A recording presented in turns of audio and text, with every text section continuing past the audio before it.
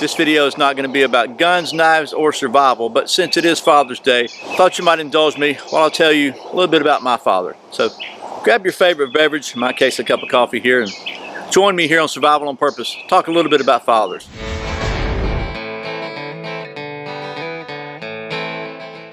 Welcome back to Survival on Purpose, your home for information and gear reviews related to camping, survival, and general preparedness for regular folks. At least usually it is. My name is Brian. Thanks for joining me today on Father's Day to talk about a little different subject. We just finished up a three-part series at church this morning about manhood, and don't worry, I'm not going to preach at you at all, but it did get me to start thinking about fatherhood and what that means and the influence that my father has had on me, and hopefully I'm able to share that with my sons. And I just kind of thought it might be something I want to share with you. First of all, here's a picture of my father. He's 82 years old, and I got to say, that is the man that taught me what it means to be a man. And before we get any further, just you might ask yourself, well, what in the world does this have to do with survival or preparedness? And I think it has everything to do with being prepared for life. If you're a father and you're watching this, I encourage you to just take a moment and think about not just the impact that maybe your father did or didn't have on you, but the impact you can have on your children and your children's children and on future generations and on society in general. Now I know we might be getting a little deep here, but that it really is true. Let me tell you a little bit about my father, what kind of man he was, and some of the lessons I learned, not just because they were taught to me, but because as my pastor said this morning, sometimes you learn more from what you caught than what you were taught. And I think I just caught some of this. For example, when I was a little kid, maybe first grade, we moved out of the house that we lived in, that I'd always known, into an apartment. I didn't find out until later years that the reason we did that was because my father had to sell his house.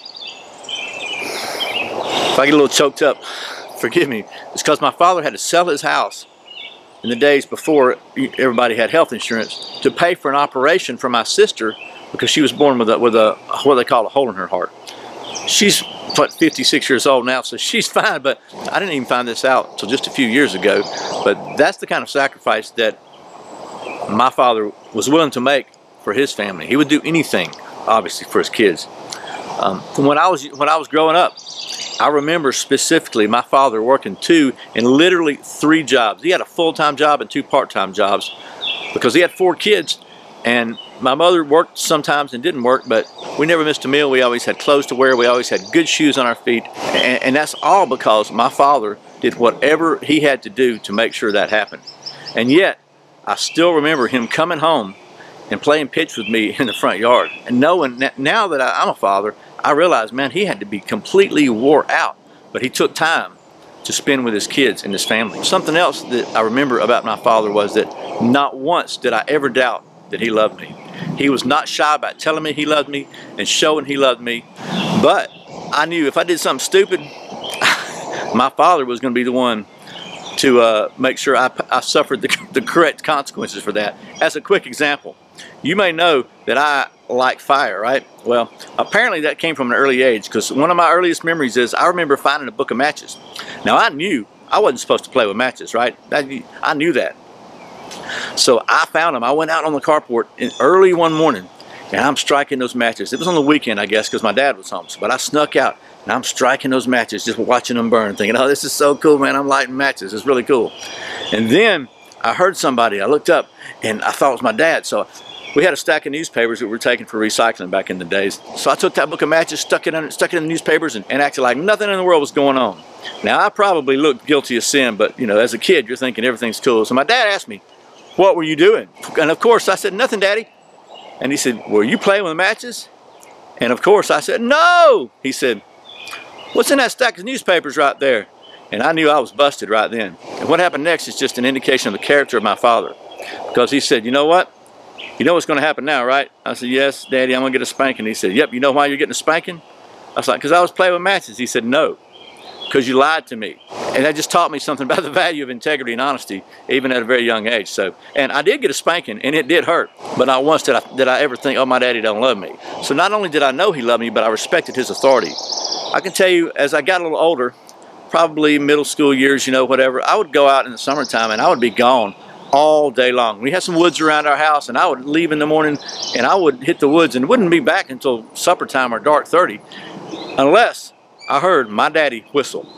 My daddy had a whistle that you could, I don't know, you might could hear it across the ocean. It was the loudest whistle I've ever heard in my life. And I could be a long way from home and I could hear my daddy whistle. Whatever I was doing, it's time to go home. If he had to whistle twice, that was not a good thing. That's just one of my childhood memories about my dad, that he not only was I never ever doubtful that he loved me, but also I knew he had my best interest at heart. I also knew that he was going to make sure that he followed up on the discipline side if it needed it. The last thing I'll say about my dad, again, he's 82 years old this year. He'll be 83 in next month, and him and my mother have been married for 58 years now, and they've had some good times and some hard times, and things have not always been smooth. My dad has made some mistakes, some of them that I'm aware of, some I may not even know of, as I have made mistakes. But all in all, what he did very well, he raised 4 kids who have all wound up staying married for a long time.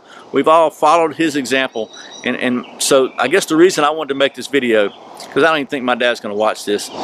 If you are watching, Daddy, I love you, and thank you so very much for setting the example for me and for all of us, your children, and for living a life that taught us through your example what it means to be people of character and integrity. Anyway, there's that. I wanted to make this video just to encourage you, if you're a father or dad, or if you're a young man who's thinking about being a father. First of all, if you did have a good father, don't take that for granted. I know there are a lot of people who don't. And if your father's still alive, tell him you love him today. It's Father's Day. Make sure he knows it. And if you've got kids, make sure they know you love them. If nothing else, whether or not you can provide for them like a prince or a pauper, whether you're living with them or not living with them, divorced or separated, no matter what your life situation, if you have kids, let them know you love them. Above all else, let them know you love them. If I had one thing that I could say that my father gifted me with, was the knowledge that no matter what else happened in my life, I was loved. If you have kids, make sure they know that. And if you're a father, happy Father's Day. I hope this has not been too sentimental, too corny, or too non-survival related. But I do think it's so important that in the world we live in today, there's so much uncertainty. You know, there's a reason we practice survival skills and all that. There's so much trauma and confusion and strife surrounding us. And if you got kids, they need to know that you love them. Let them know you love them. And if you are in a situation where maybe you don't know that you're loved, there's a Father that created you, and He loves you. He loves you so much He sent His Son Jesus to die for you to prove that love. That's all I'm going to say. I'm not going to preach at you. I believe that, and I just thought on Father's Day it's worth sharing with you that there is, above all else, no matter what's happened in your life, there's a Father who loves you. As always, thanks for watching. My name's Brian. You're watching Survival on Purpose. Remember, survival's not an accident. Be prepared. Happy Father's Day.